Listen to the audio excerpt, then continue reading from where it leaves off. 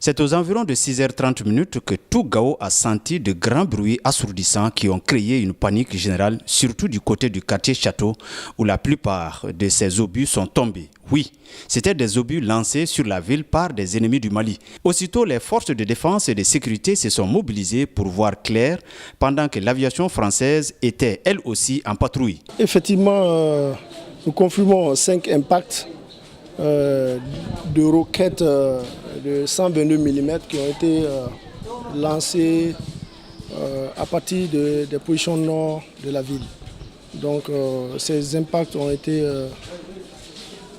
visités. Pour le moment, les spécialistes estiment les obus explosés à 4, dont 3 au château et 1 à Bagoundié 2. Quant au 5e, il est tombé dans une famille de Djedara à quelques encablures de la protection civile sans être explosé. Nous avons même appris qu'il est tombé à moins d'1 mètre d'une fillette de 14 ans. Un témoin a vu un obus tomber à côté de lui. Nous sommes en train de pétrir notre banco ici. Pour la première fois, j'ai entendu le bruit. C'est tombé au bas, vers le 8 là. La deuxième fois, c'est la même qui nous a effrayés.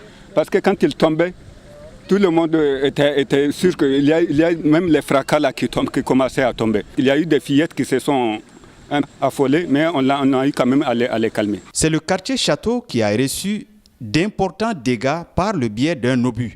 Un militaire d'une trentaine d'années, gravement blessé à la tête, est pris en charge par les Français. C'est ce même obus tombé à côté d'une famille qui a occasionné un traumatisme chez 3 enfants et leur maman enceinte.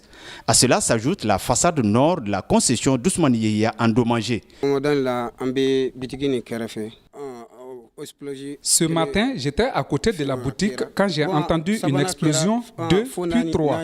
Nous avons couru pour nous mettre à l'abri.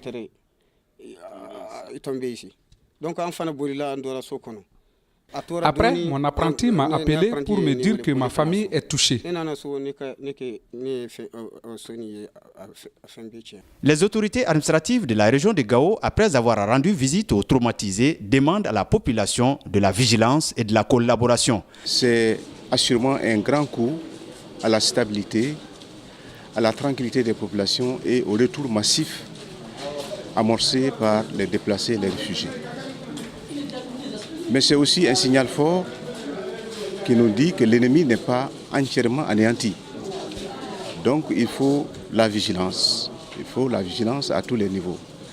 Les populations, les forces armées de sécurité, les administrations, tout le monde doit doubler de vigilance. Parce que l'ennemi, en tout cas ce qui s'est passé ce matin, nous montre que l'ennemi n'a pas été entièrement anéanti et il est capable de nuire. Donc c'est ce signal et c'est cette leçon que nous avons apprise aujourd'hui. Heureusement que la situation est maîtrisée. Les forces de sécurité sont en alerte, les forces armées de sécurité sont en alerte. Moi je pense que les populations collaborent bien parce que sinon il y a quelque chose de plus grand qui s'est préparé que ça. Donc grâce à la collaboration de la population, nous avons depuis plus de 2 semaines vraiment abouti à de bons résultats. Ça fait plus de 2 semaines que nous avons renforcé toutes nos positions autour de la ville.